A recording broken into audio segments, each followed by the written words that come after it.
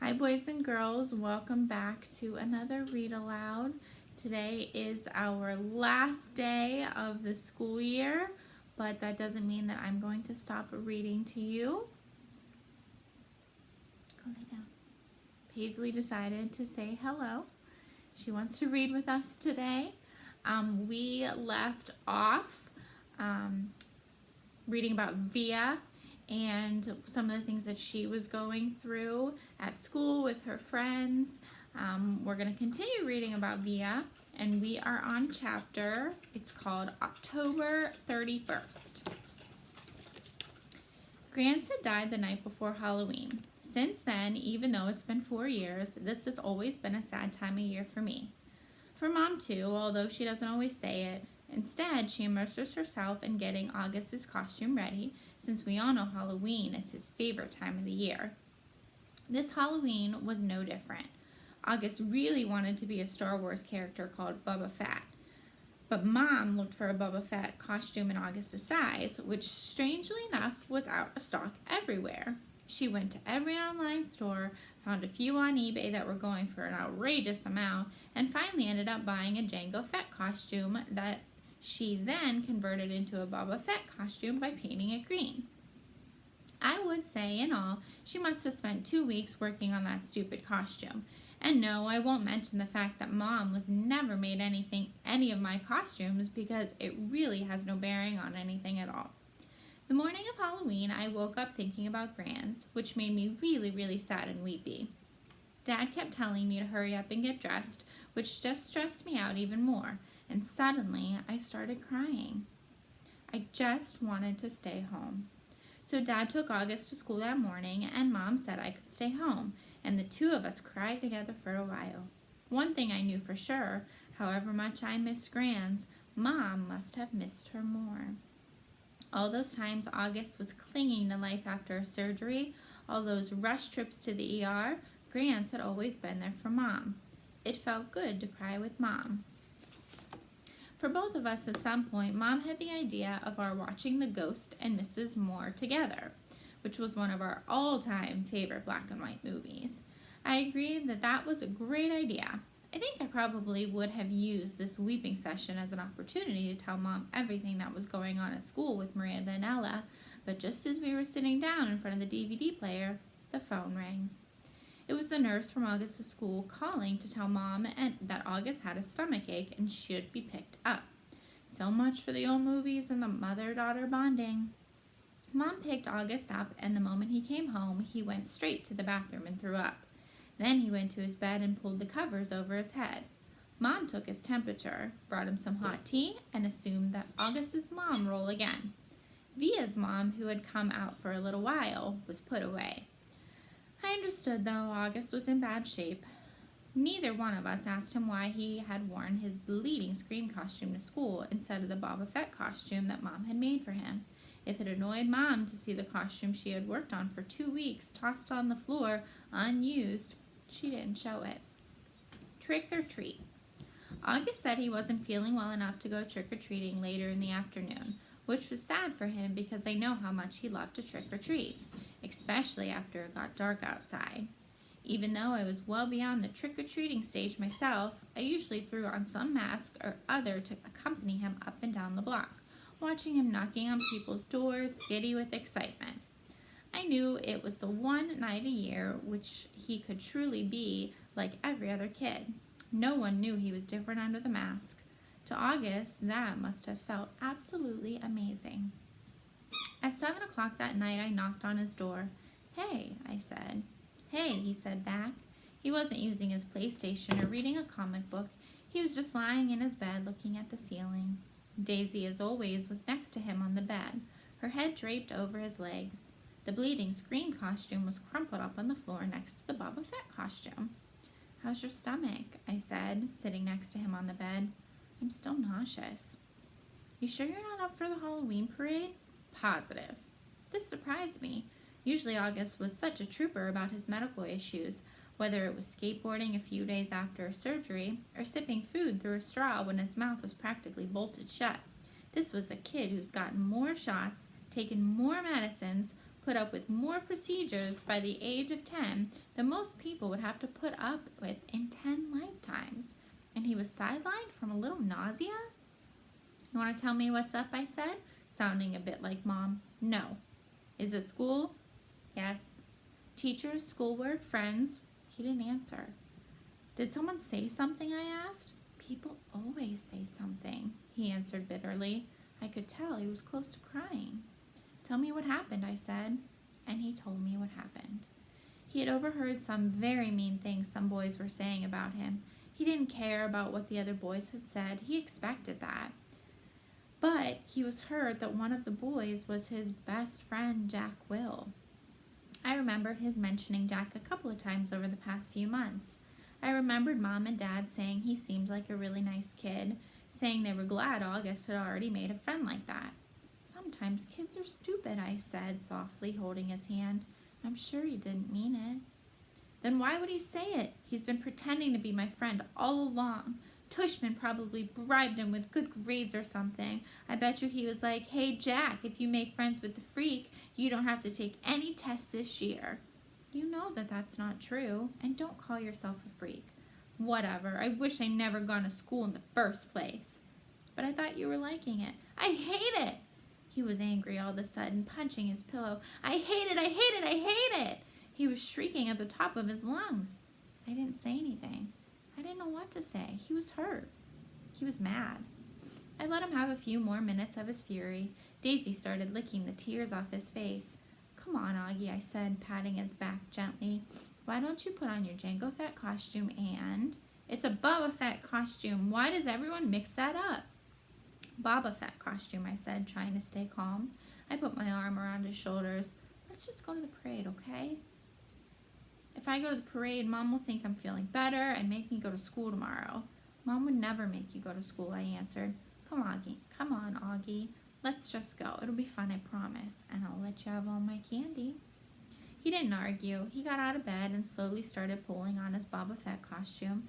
I helped him adjust the straps and tighten the belt. And by the time he put his helmet on, I could tell he was feeling better. Time to think. August played up the stomachache the next day so he wouldn't have to go to school.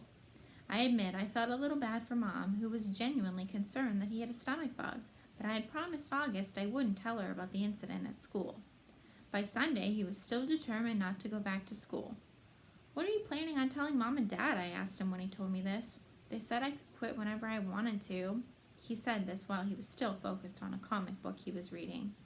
But you've never been the kind of kid who quits things, I said. That's not like you. I'm quitting.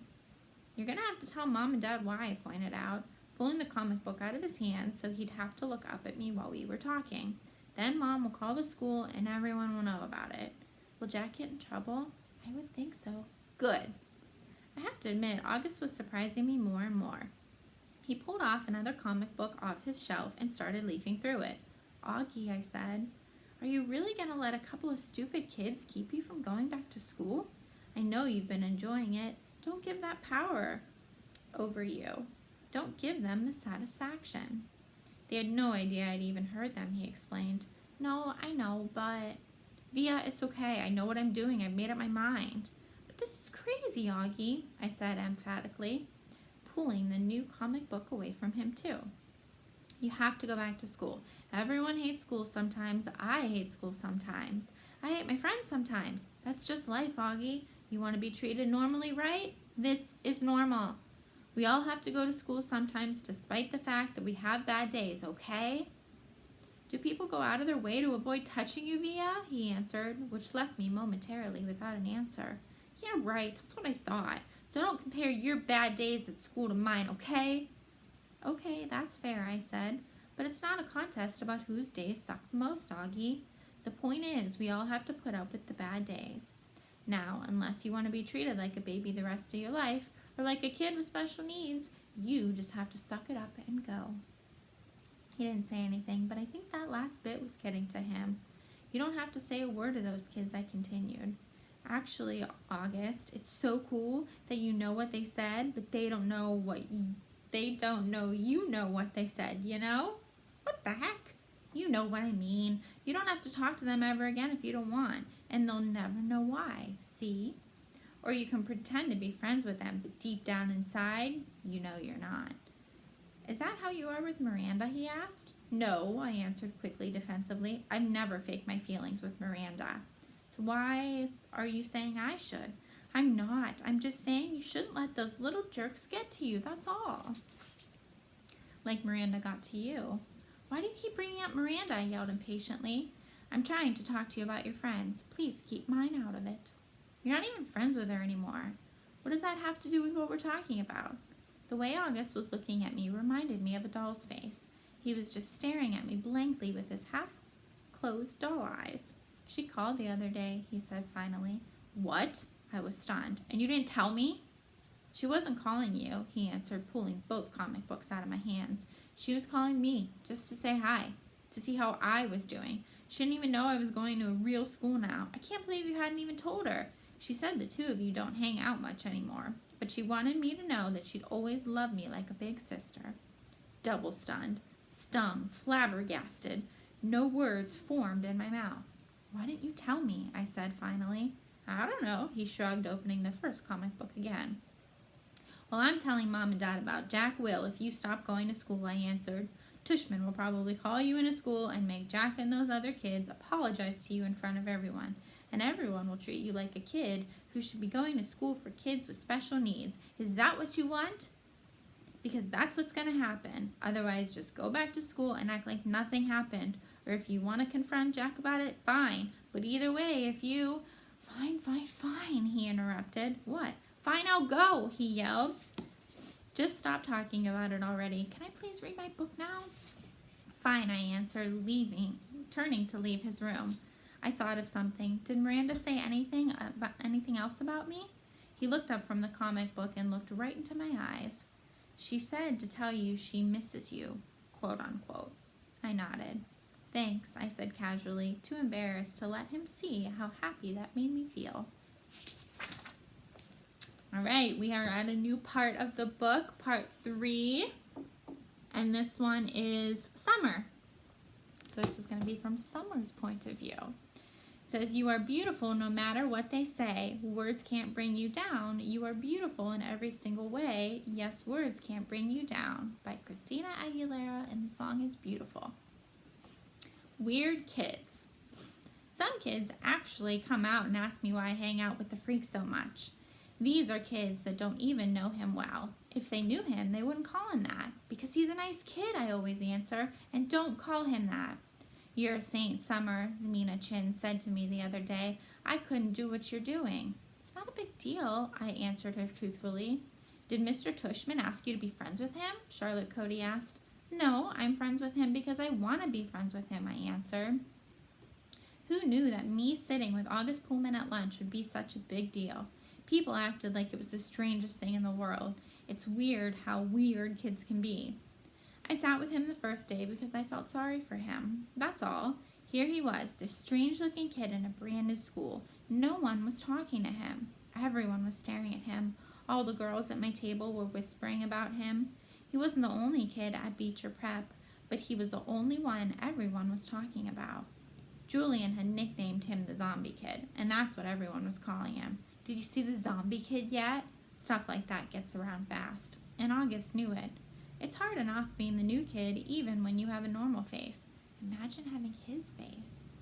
So I just went over and sat with him. Not a biggie. I wish people would stop trying to turn it into something major. He's just a kid. The weirdest looking kid I've ever seen, yes, but just a kid. The plague. I do admit August's face takes some getting used to. I've been standing with him for 2 weeks now, and let's just say he's not the neatest eater in the world. But other than that, he's pretty nice. I should also say that I don't really feel sorry for him anymore. That might have been what made me sit down with him in the first place, but it's not why I keep sitting down with him. I keep sitting down with him because he's fun.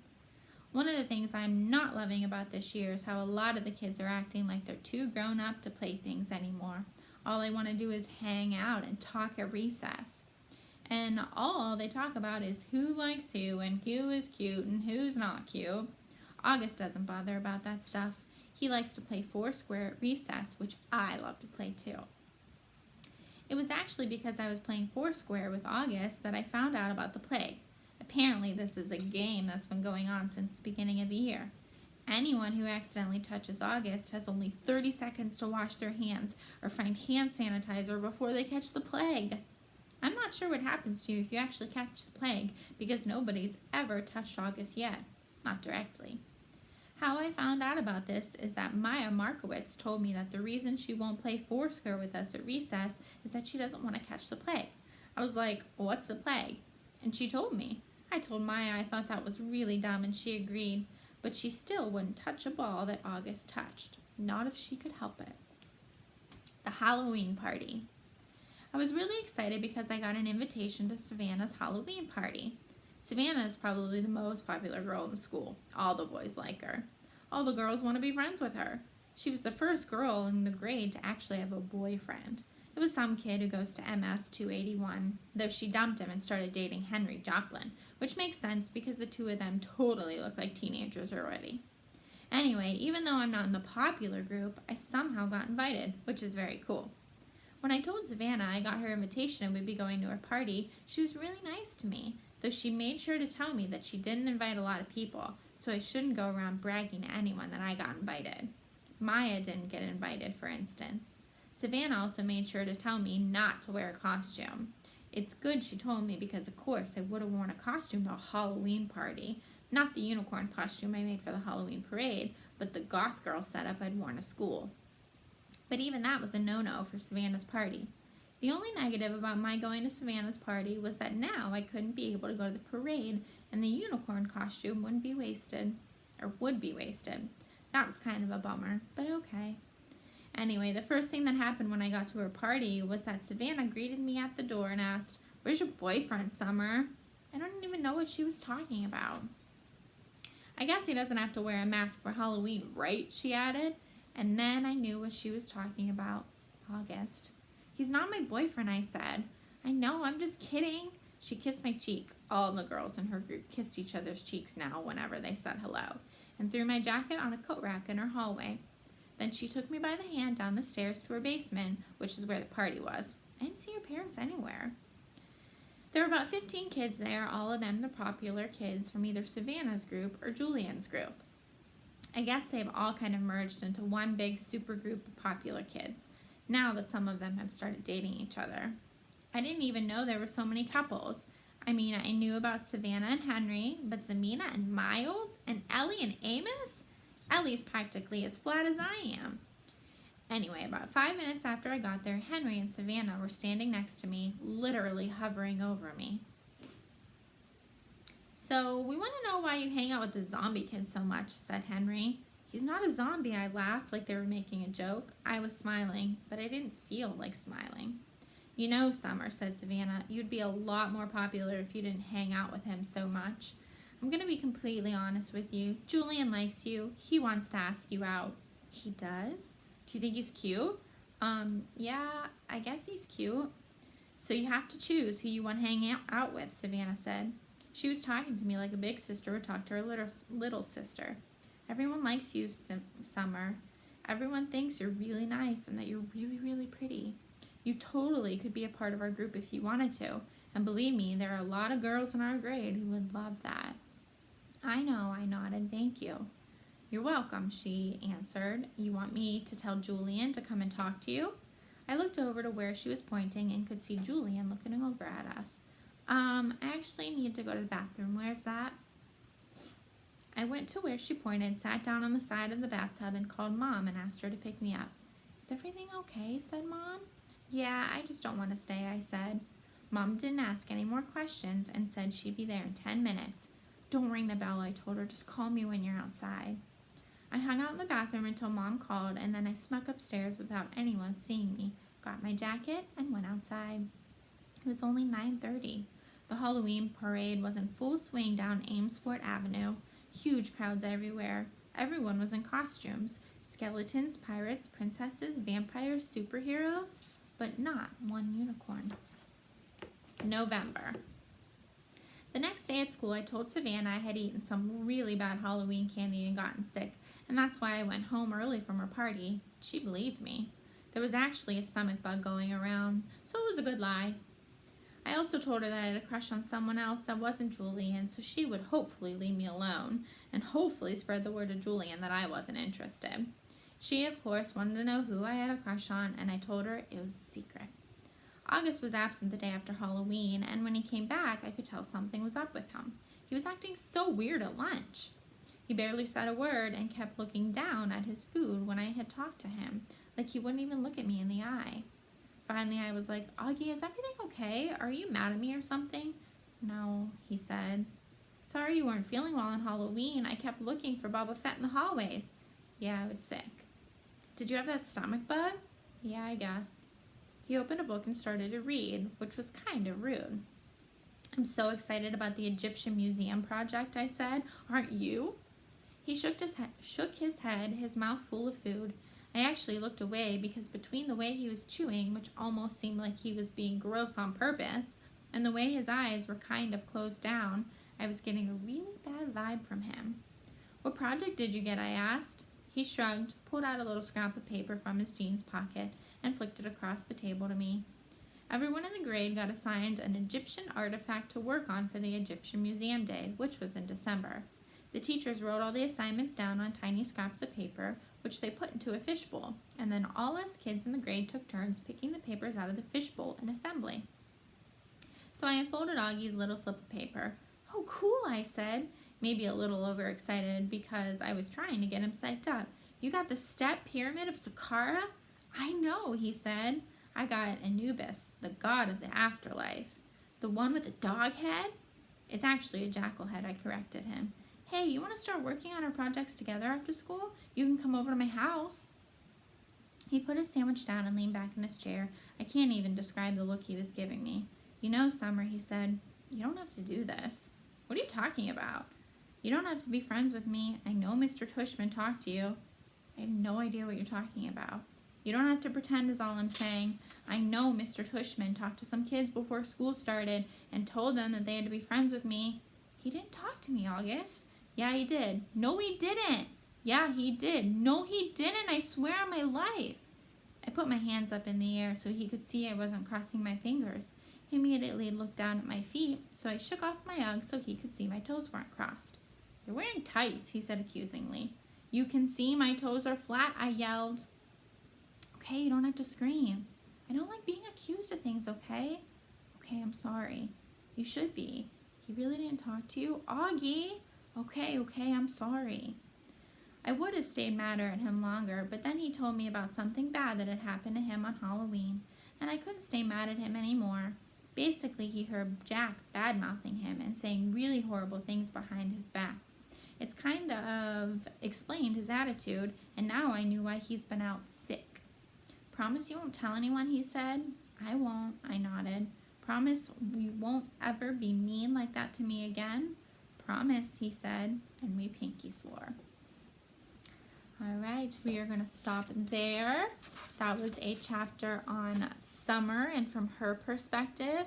If you can see, we're kind of hearing the same story, but we're just hearing it from different people. So today is the last day of school.